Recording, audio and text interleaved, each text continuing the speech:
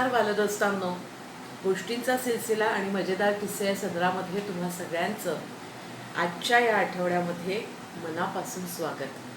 तुम्ही सगळेजण छान छान गोष्टी ऐकता आहात आणि त्याच्याबद्दलचे कॉमेंट्स आम्हाला पाठवता आहात. तुम्हाला गोष्टी आवडत आहेत याचे दाखलेसुद्धा आम्हाला मिळत आहेत. तुम्ही तुमच्या मित्रांनासुद्धा या गोष्टी पाठवताय याचा खूप जास्त आनंद आहे. आणि या गोष्टी ज्या आहेत या आपण अशाच इतरांनासुद्धा पुढे पुढे सांगत राहाव्यात अशीच या गोष्ट सांगण्यामागची अपेक्षा आहे. आणि ती कुठेतरी साध्य होतीये, त्याचं फलित मिळतं आहे याचा मनापासून आनंद होतो आहे.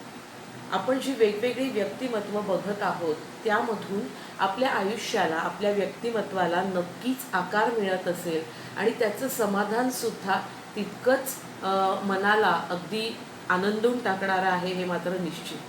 आणि तुमच्या सगळ्यांमुळे ते साध्य होतं आहे आणि हे करण्यासाठी जास्तीत जास्त प्रेरणा मिळते हे मात्र नक्की आहे. संत ज्ञानेश्वरांची गोष्ट आपण बघत होतो की ही सगळी भावंडं नेवास्याला आलेली आहेत आणि तिथे जो प्रकार झाला, सच्चिदानंद स्वामी जो सदानंद होता त्याला त्यांनी चेतना दिलेली आहे, मृत शरीरातून त्याला जिवंत केलं आणि नेवास्यामध्ये प्रचंड मोठा जय जयकार झाला. त्या ठिकाणी राहून ही भावंडं वेगवेगळी भजनं, प्रवचनं यामध्ये भक्तिरसामध्ये तिथल्या सगळ्या लोकांना त्यांनी कुठेतरी डुंबवून टाकलेलं होतं. आणि आता तिथल्याही लोकांना, पैठणवासियांसारखी कुठेतरी हुरहुर लागली होती की अरे ही भावंडं आपल्यामधून निघून तर जाणार नाही. आणि अशी चिंता करत असतानाच निवृत्तीनाथांनी ज्ञानेश्वराला सांगितलं की तू प्राकृतमध्ये, संस्कृतातली जी भगवद्गीता आहे ती प्राकृतमध्ये, मराठी भाषेमधून सर्वसामान्यांना समजावी यासाठी प्रयत्न केले पाहिजेस.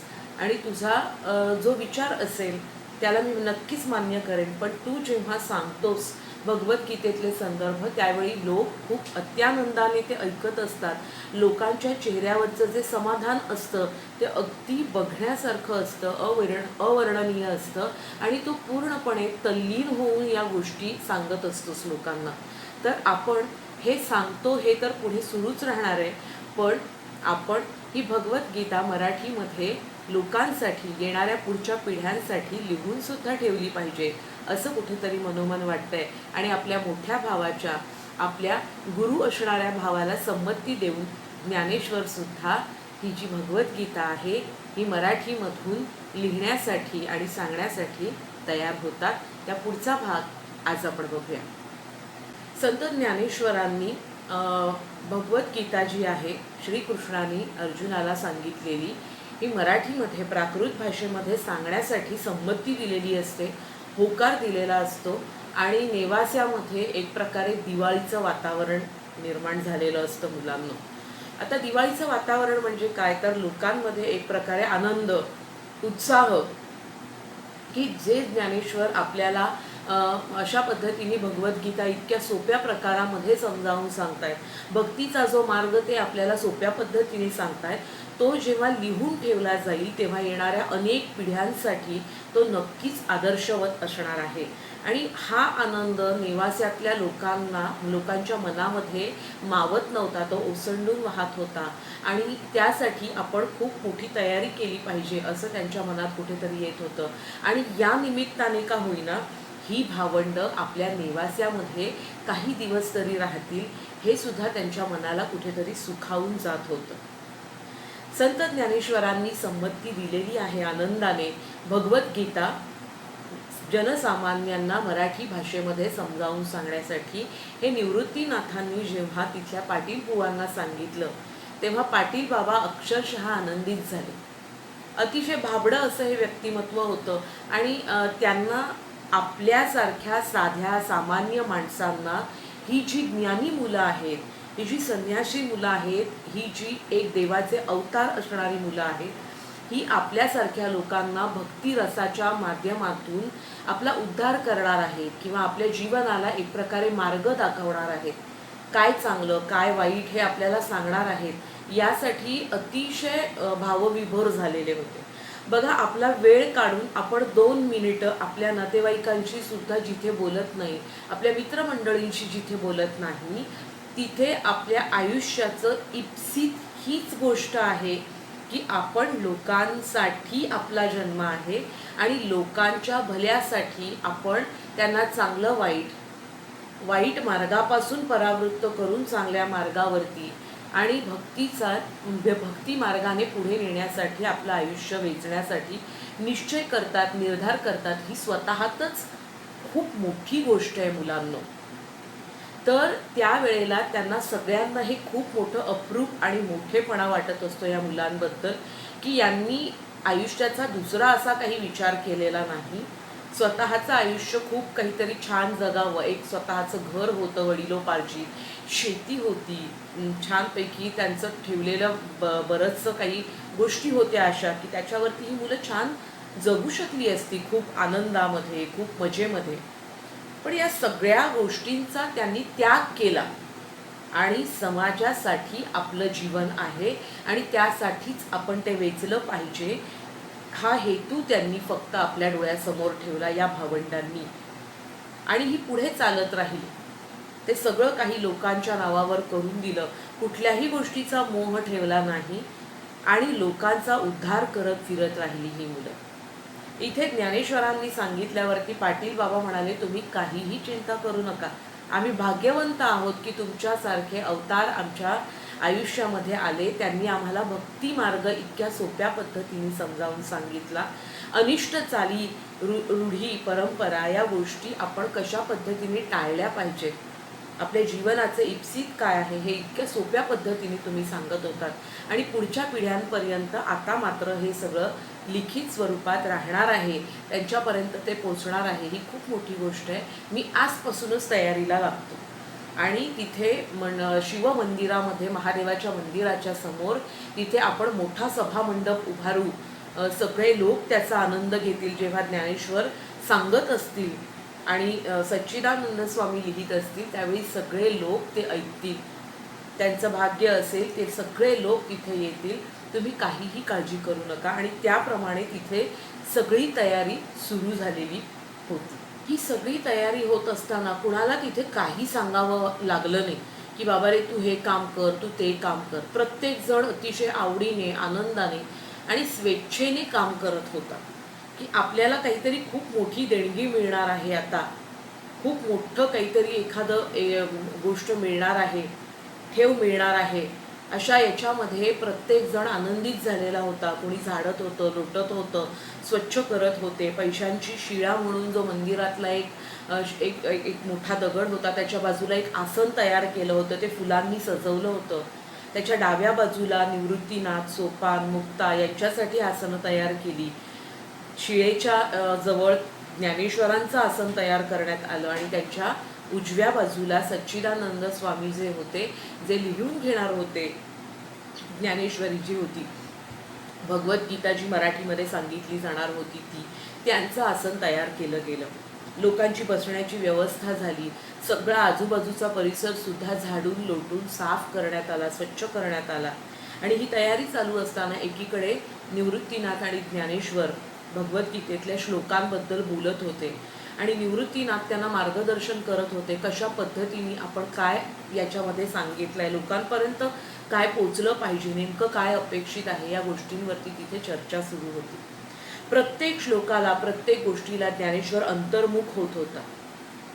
आणि हे अंतर्मुख होत असताना ज्ञानेश्वर त्या काळात जात होता, तल्लीन होत होता पूर्णपणे, की जणू काही तो तिथले त्या युद्धभूमीवरती आहे जिथे श्रीकृष्णाने ही भगवद्गीता अर्जुनाला सांगितली. तो सुद्धा त्या युद्धभूमीचा किंवा त्या सगळ्या वातावरणाचा एक भाग आहे. अशा पद्धतीने ज्ञानेश्वर अंतर्मुख होऊन ते सगळं समजून घेत होते, ऐकत होते आणि काय सांगायचं हे मनामध्ये सगळं व्यवस्थित ठरवत होते. कुठेतरी त्यांच्या डोळ्यासमोर भगवान श्रीकृष्ण येत होते, ते स्वतः अर्जुन होत होते, त्या सैन्यातल्यापैकी कोणीतरी एक होत होते आणि त्याचा सगळ्याचा आनंद घेत होते. दुसऱ्या दिवशी ब्राह्ममुहूर्तावर ही मुलं उठली आणि प्रवरा नदीच्या किनारी आली. महिषराजाबरोबर नेहमीप्रमाणे मुक्ताबाई आणि सोपान खेळत होते, त्याला आंघोळ घालत होते. निवृत्तीनाथ ध्यानाला बसले होते आणि इकडे संत ज्ञानेश्वर मात्र प्रवरा नदीच्या त्या पाण्यामध्ये ध्यानमग्न अवस्थेमध्ये उभेच होते. ते कुठेतरी चिंताक्रांत होते की माझ्याकडून ही गोष्ट होईल का? ही जी एवढी मोठी जबाबदारी माझ्या वडील बंधूंनी, माझ्या गुरुबंधूंनी माझ्यावर टाकलेली आहे, विश्वास टाकून मी लोकांपर्यंत पोचणार आहे, याच्या माध्यमातून लोकांना सगळं मला यथासांग सांगायचं आहे, हे सगळं माझ्याकडून व्यवस्थित होईल का? या सगळ्याचा ताण त्यांच्या डोक्यावर कुठेतरी आलेला होता. मी श्रीकृष्ण नाही, मी प्रभू रामचंद्र तर मुळीच नाही, मग हे सगळं माझ्याकडून कसं होईल याची कुठेतरी त्यांच्या मनाला चिंता लागून राहिलेली होती. आणि या सगळ्या तणावाच्या ओझ्याने त्यांनी डोळे बंद केले अर्घ्य देत असताना.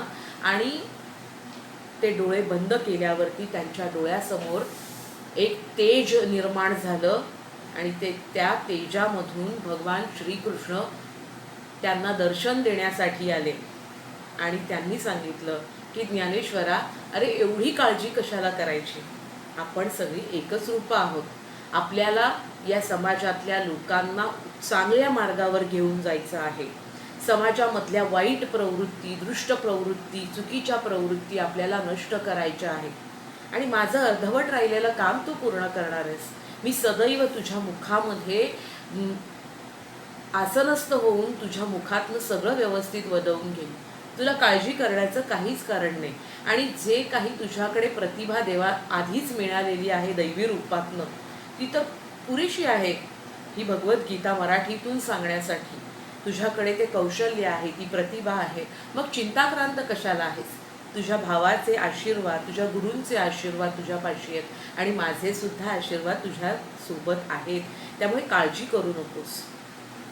आणि भगवान श्रीकृष्ण तिथून लुप्त झाले.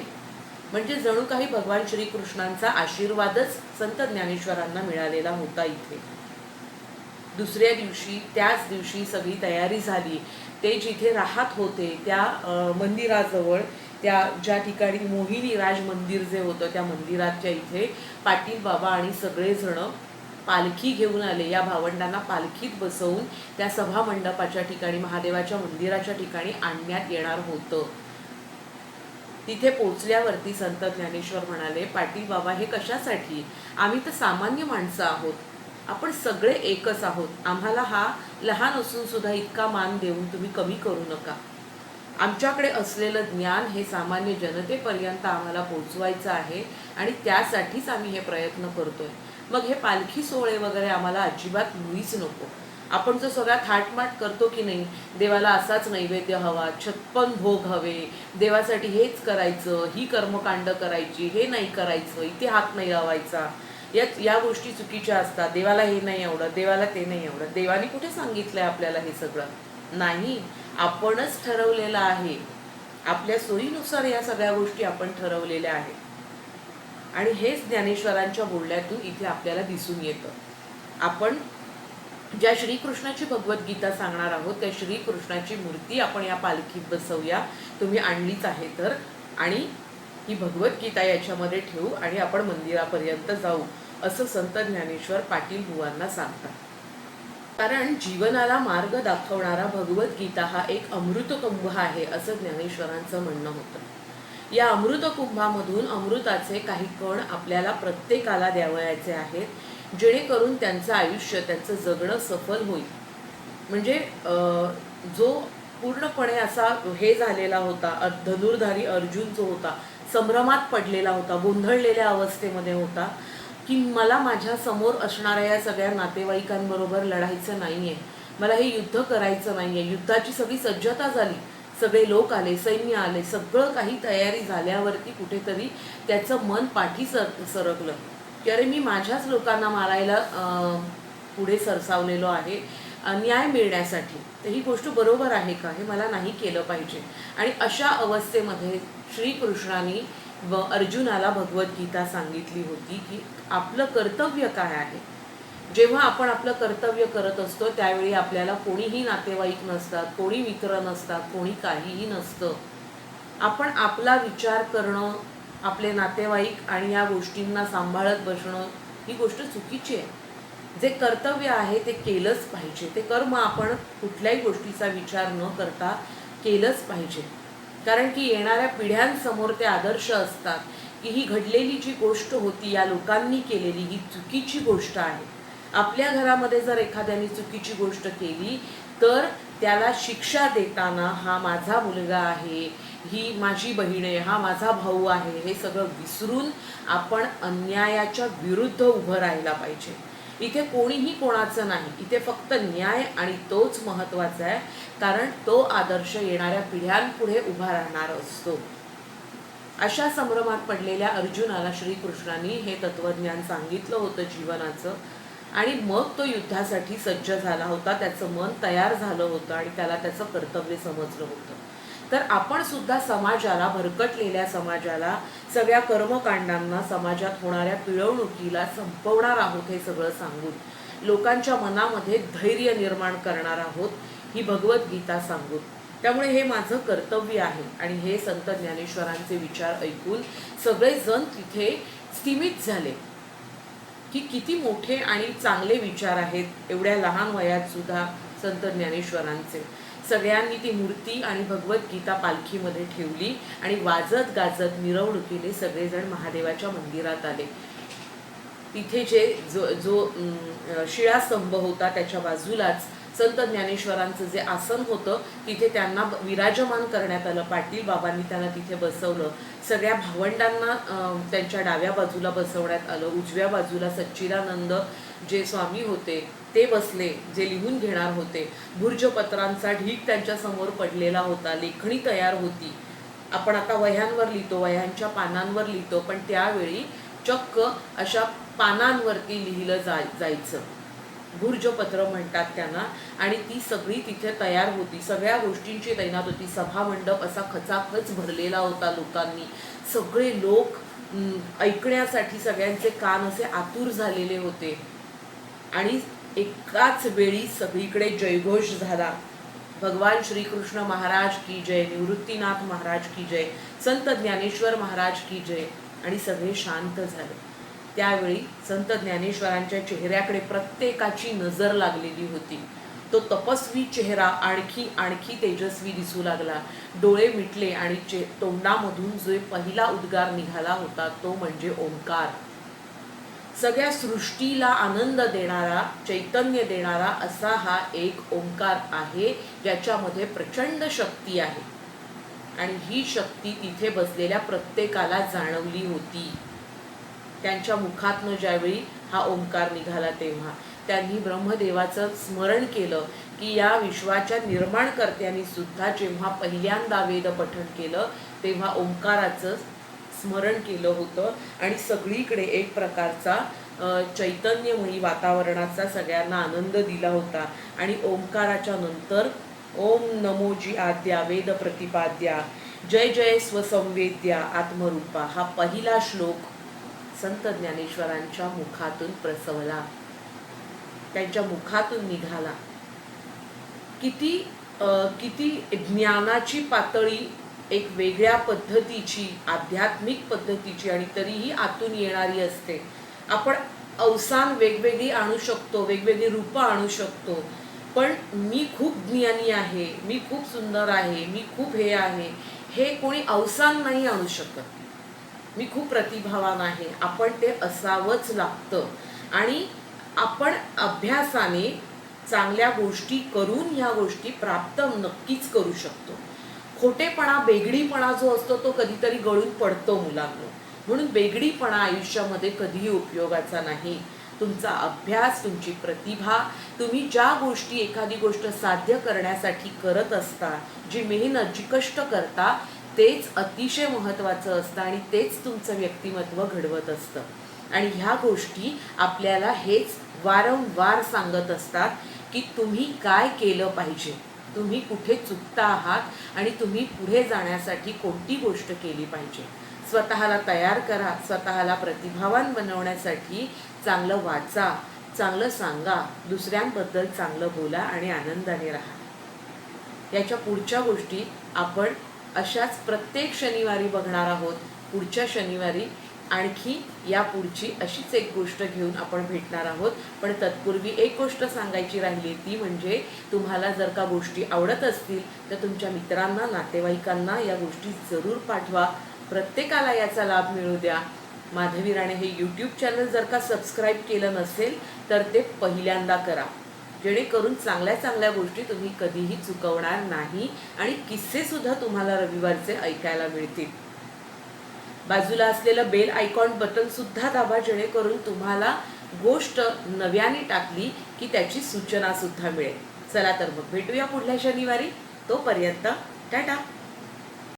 गोष्टी पंचतंत्रातल्या, गोष्टी रामायण महाभारतातल्या, गोष्टी आजी आजोबांच्या, गोष्टी देवांच्या आणि संतांच्या, गोष्टी सणांच्या, गोष्टी ऐकायला आवडणाऱ्या प्रत्येक माणसासाठी आम्ही घेऊन आलो आहोत गोष्टींचा सिलसिला आणि मजेदार किस्से हे सदर.